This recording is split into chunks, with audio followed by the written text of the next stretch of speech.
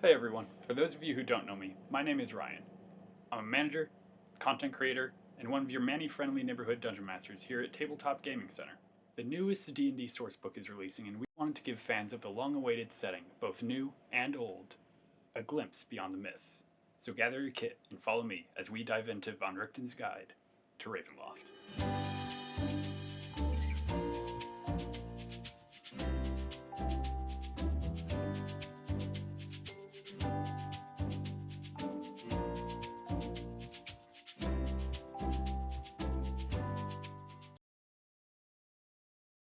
Wizards of the Coast has given us more material than we could ever hope for when it comes to Von Richten's Guide to Ravenloft. Although we wish we could spend the whole day talking about it, where's the fun without a little mystery? Today, we'll be talking about exciting new player options, a Dark Lord in their domain of dread, and powerful new creatures fit for your next horror-themed campaign. Now, let's kick things off by taking a look at some of the exciting new player options. With Von Richten's Guide, we're getting two new player subclasses, the Bardic College of Spirits and the Undead Warlock Patron, both of which fit beautifully into this darker setting. The College of Spirits focuses on remembering those that have fallen by telling their stories. Buff your allies by imbuing them with the power found in oral tradition by telling a good campfire story. The Undead Warlock allows you to embody the essence of your patron. With every level, you'll be creeping closer and closer to undeath, making you almost on par with archliches and vampire lords. People who are fans of the occult and esoteric will have a blast playing these subclasses. Next, we have the lineages. They're relatively new to 5th edition, having been introduced in Tasha's Cauldron of Everything, but they make a return here in Ravenloft. Von Richten's Guide introduces 3 new lineage options for us to enjoy: the Dhampire, the Hexblood, and the Reborn. As a Dhampire, you're touched by death, but not quite dead.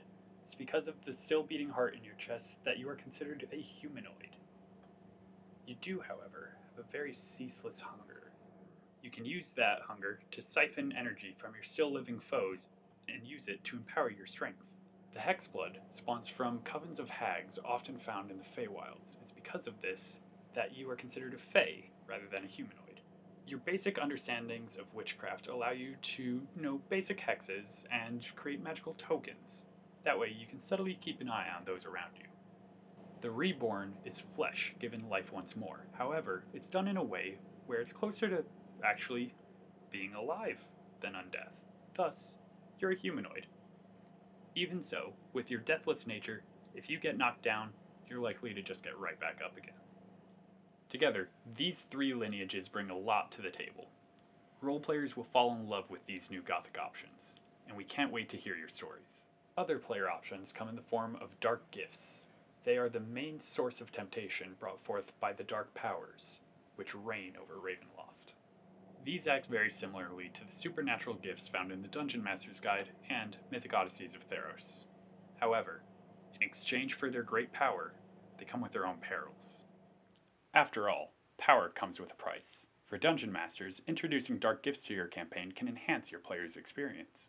They can force them to decide what is truly important to their characters and whether or not gaining a new ability is worth its consequences. Now, let's get to the meat of the Ravenloft setting, and let's talk about one of our personal favorite Domains of Dread.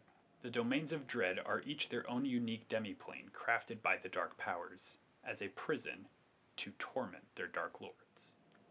A well-known example, Strahd von Zarovich is trapped in Barovia, forced to long after his beloved Tatiana for all of eternity.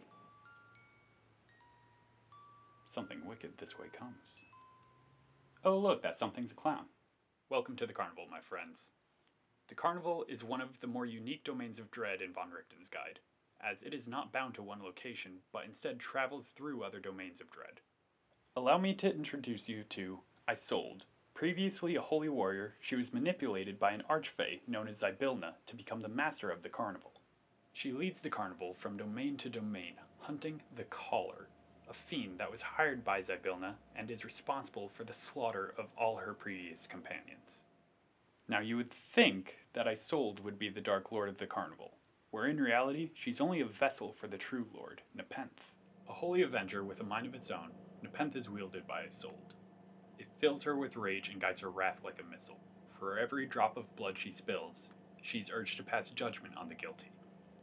Penth also sometimes has conversations with its wielder. But should the blade have something to say, it will hijack Isolde's voice to make itself heard. All who enter the Carnival, beware its one rule. Do no harm. For those who break it will meet Isolde's wrath and her malevolent blade. Now, what are the domains of dread without the monsters that inhabit them? With Von Richten's Guide, we get a slew of new creatures for Dungeon Masters to toy with their players. So, you hold your breath and chance to look back at the cadaver that pursues you.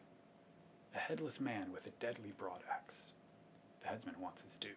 My friends, I'm glad to introduce to you the Dullahan, a headless undead warrior on a mission for revenge.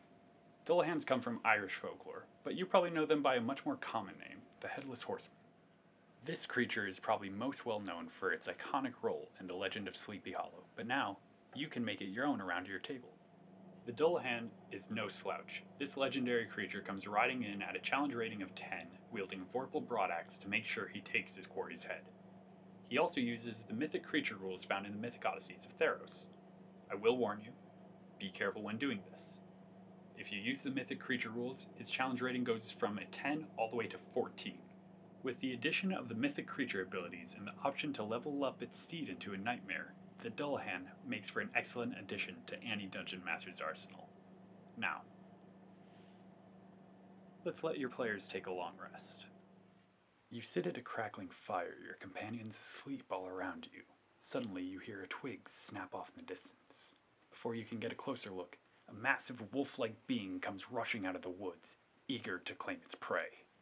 The Loup Garou is more than just your common werewolf. Influenced by French folklore, especially in places such as Louisiana and Canada, this creature brings teeth back to lycanthropy.